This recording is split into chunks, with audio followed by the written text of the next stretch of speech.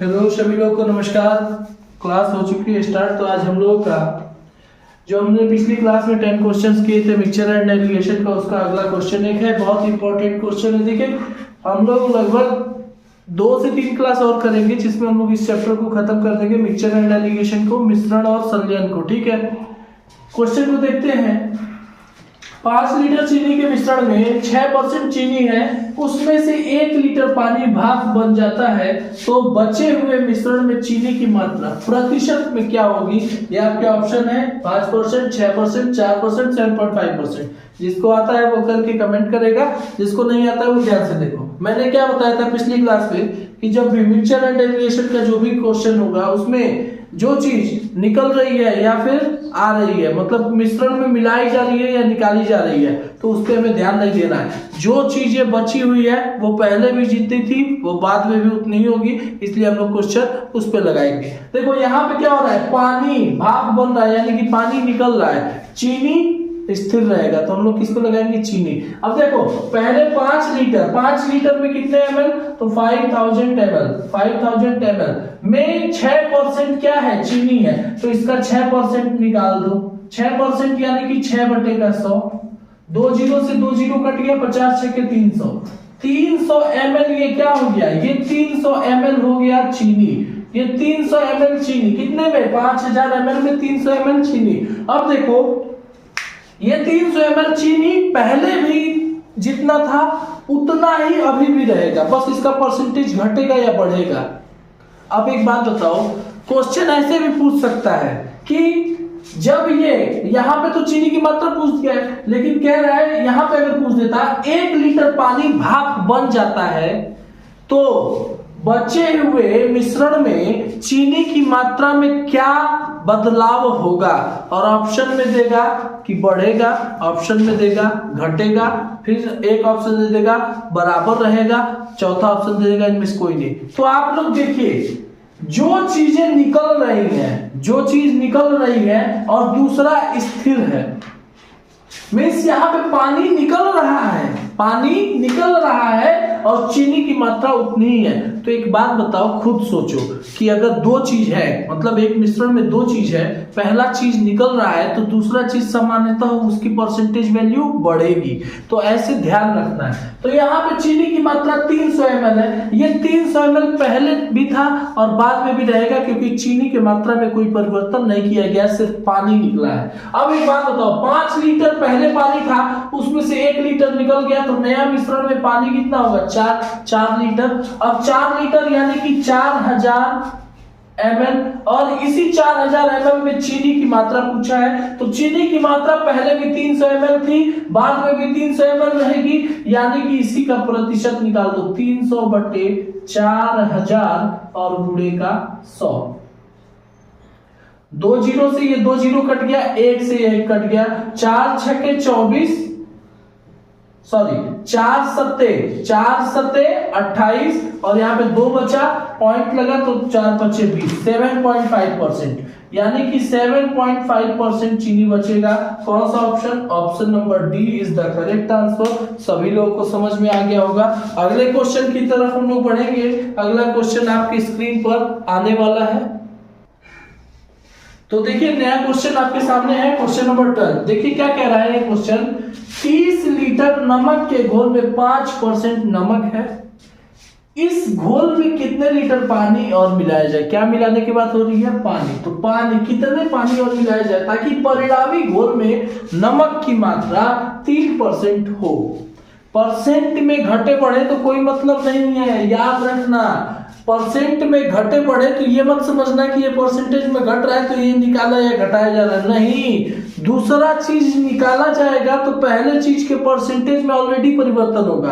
अगर दूसरा चीज निकाला जाएगा तो पहले वाला परसेंटेज बढ़ेगा। अगर दूसरा चीज, कोई दूसरा चीज, जो भी मिश्रण में दूसरा चीज को निकाला जाएगा तो दूसरे का परसेंटेज बढ़ेगा। अगर पहले वाले का परसेंटेज, मतलब कि देखो दूसरे के निकालने से पहला बढ़ेगा और दूसरे के डालने से पहला घटेगा, याद रखेंगे, ठीक है। एक के डालने से दूसरे का परसेंटेज क्या घटेगा और एक के निकालने से दूसरे का परसेंटेज बढ़ेगा, ये याद रखना, ठीक है। तो देखो यहाँ पे 30 लीटर नमक की घोल में 5% नमक है, तो पहले नमक की मात्रा ज्ञात कर लेते हैं। 30 लीटर में नमक की मात्रा कितनी होगी 5%, 5/100। तो यहाँ से एक जीरो से एक जीरो कट गया, 5 दिया 15, 15/10 यानी कि 1.5 लीटर ये क्या हो जाएगा, ये इसमें नमक है। अब ये 1.5 लीटर नमक जो पहले था इतना, वो अभी भी बाद में भी रहेगा, क्योंकि पानी मिलाने की बात हो रही है, पानी मिलाने की। नमक की मात्रा जो पहले थी वो अभी भी रहेगी, तो 1.5 लीटर जो नमक है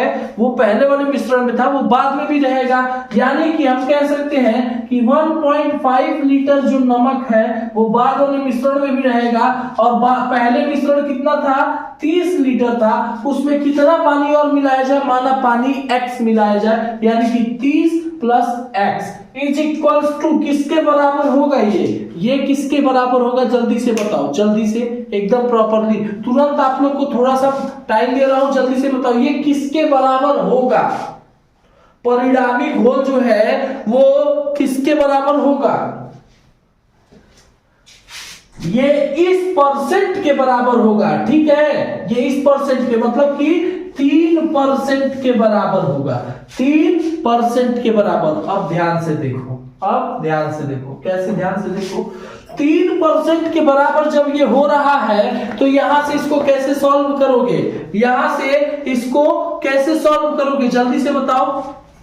तो परसेंटेज को हटाने के लिए, परसेंटेज को हटाई तो 100 से डिवाइड, यानी कि 100 से डिवाइड।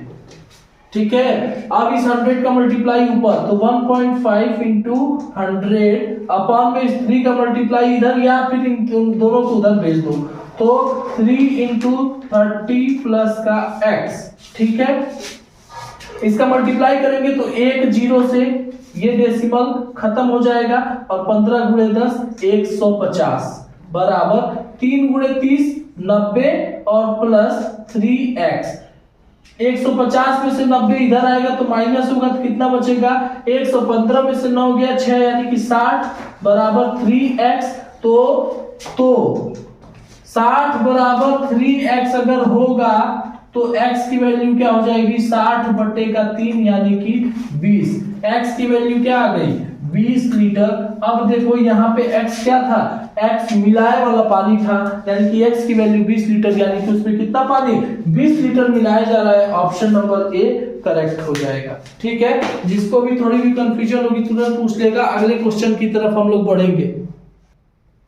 तो देखिए अगला क्वेश्चन आपके सामने है, 13 नंबर क्वेश्चन, बहुत ध्यान से इसको देखिएगा।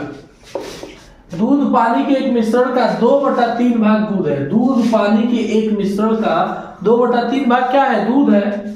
मिश्रण की कुल मात्रा 21 लीटर है। यदि इसमें 4 लीटर पानी और मिला दिया जाए तो मिश्रण में दूध की मात्रा क्या रह जाएगा। क्या मिलाया जा रहा है, पानी। तो क्वेश्चन किस पे लगेगा, दूध पे। ठीक है, तो देखो पहले निकाल लो कि कितना दूध पहले है। तो पहले टोटल मिश्रण 21 लीटर, उसका 2/3 भाग दूध है, यानी कि 21 गुणे 2/3 3 7 21, यानी कि मिश्रण में 14 लीटर क्या है, 14 लीटर दूध है। ये 14 लीटर दूध पहले था और अभी भी वही रहेगा। अब क्या कह रहा है कि मिश्रण में क्या कह रहा है कि 4 लीटर पानी और मिला दिया जाए। पहले था 21 लीटर, अब उसमें 4 लीटर पानी और मिला जाए, मिश्रण कितने का हो गया, 25 लीटर। मिश्रण कितने का हो गया, 25 लीटर। अब 25 लीटर में कितना, 14 लीटर अभी भी दूध रहेगा।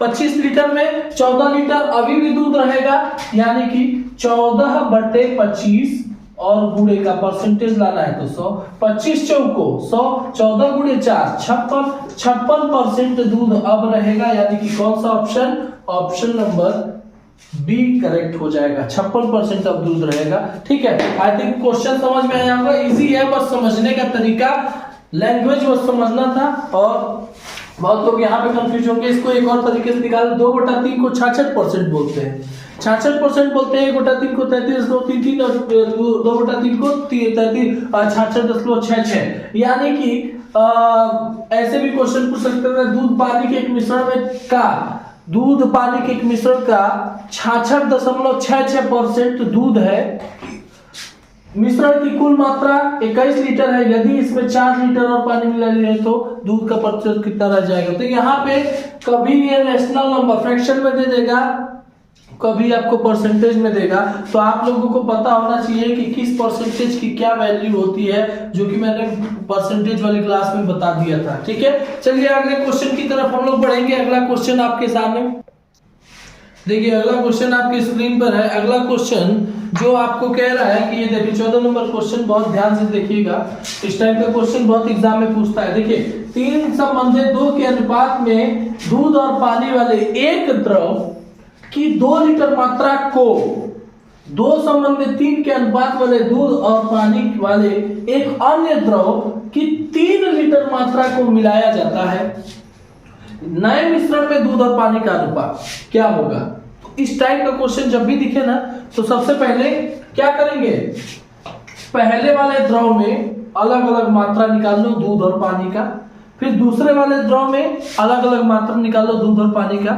उसके बाद से पहले वाले द्रव में दूध और दूसरे वाले द्रव में दूध, दूध वाले दूध के साथ जोड़ दो, पानी वाले पानी के साथ जोड़ दो, फिर रेशियो निकाल लो। चलो क्वेश्चन को हम लोग देखते हैं अच्छे से सॉल्व करके। यहाँ पे एक लाइन खींचा, इधर लिख दो प्रथम द्रव और इधर लिख लो द्वितीय, यानी कि द्वितीय छोड़ो, संस्कृत में ना जाओ, दूसरा द्रव लिख लो, दूसरा द्रव।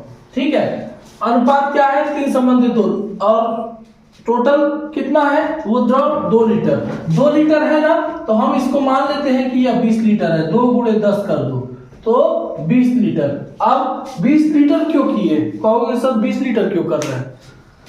देखो 3 और 2 से कटने वाली कोई भी संख्या, मतलब देखो प्रॉपरली ये जो है ना 3 और 2 के जोड़ से कटने वाली संख्या को बनाना है। अब उसी तरह अगर इधर 10 से मल्टीप्लाई किए हो ना, तो इस वाले में भी 10 से मल्टीप्लाई कर दो। इसकी दूसरे द्रव में कितनी मात्रा है, 3 लीटर, तो इसको भी 10 से मल्टीप्लाई कर दो, कितना 30 लीटर ये हो गया।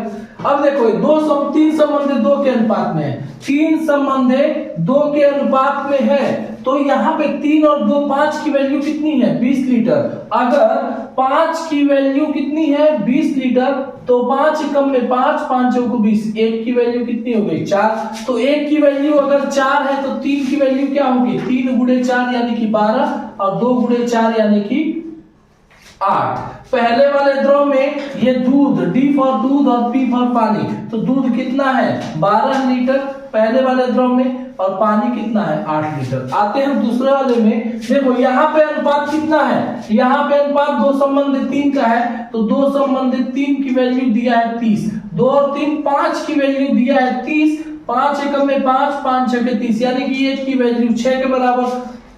अगर 1 की वैल्यू 6 के बराबर, तो 2 की वैल्यू गुणे 6 12, और यहाँ पे 3 की वैल्यू गुणे 6 यानी कि 18। तो इसमें कितना हो जाएगा, डी फॉर दूध, पी फॉर पानी, यहाँ पे 12 लीटर दूध और पी फॉर पानी 18 लीटर। पहले वाले द्रव में कितना था दूध, 12, दूसरे वाले में 12, यानी कि टोटल दूध कितना हो गया, दोनों का मिलाकर 24 लीटर। पहले वाले द्रव में पानी कितना है 8 और दूसरे वाले में 18, तो टोटल पानी कितना हो गया, 18 और 8 26, यही 24 और 26 रेशियो बनेगा, 24 रेशियो का 26 दूध और पानी का। तो यहाँ पे देखो 2 से काट दो, यह 12 और ये 13, 12 संबंधित 13, कौन सा ऑप्शन है, ऑप्शन नंबर सी करेक्ट हो जाएगा। ध्यान से देखिएगा, कभी कभी क्वेश्चन में ऐसे दे देगा, जैसे नहीं यहाँ पे ऑप्शन 12 संबंधित 13, पहला दे देगा 13 संबंधित 12, ठीक है, तो बहुत लोग कंफ्यूज होंगे कि क्या 12 संबंधित 13 है, लग रहा है कि हम थोड़ा सा कहीं मिस्टेक किए हैं, 13 संबंधित 12 पर टिक कर देंगे। रेशियो में आप लोग ये ध्यान रखिएगा, उलट फेर करने पर क्वेश्चन का अर्थ का अनर्थ हो जाता है, तो इसलिए ध्यान रखिएगा कि क्वेश्चन में क्या पूछा है। क्वेश्चन में दूध और पानी का अनुपात पूछा है, अगर आप 12 संबंधित 13 की जगह 13 संबंधित 12 पे टिक करते हैं तो इसका मतलब ये हुआ कि आपने पानी और दूध का अनुपात निकाला है। दूध और पानी का अनुपात तो 12 संबंध 13 सही होगा। ठीक है, तो देखिएगा क्वेश्चन में क्या पूछ रहा है, उसके अकॉर्डिंग आप लोग आंसर दिया कीजिए। चलिए आज की क्लास में इतना ही बताएंगे, अगली क्लास में हम लोग नए क्वेश्चंस के साथ हाजिर होंगे। तब तक के लिए दीजिए इजाजत। धन्यवाद। जय हिंद, जय भारत। क्लास अच्छी लगी है तो शेयर कीजिए, सब्सक्राइब कीजिए। बहुत बहुत धन्यवाद। Thank you. जय हिंद, जय भारत।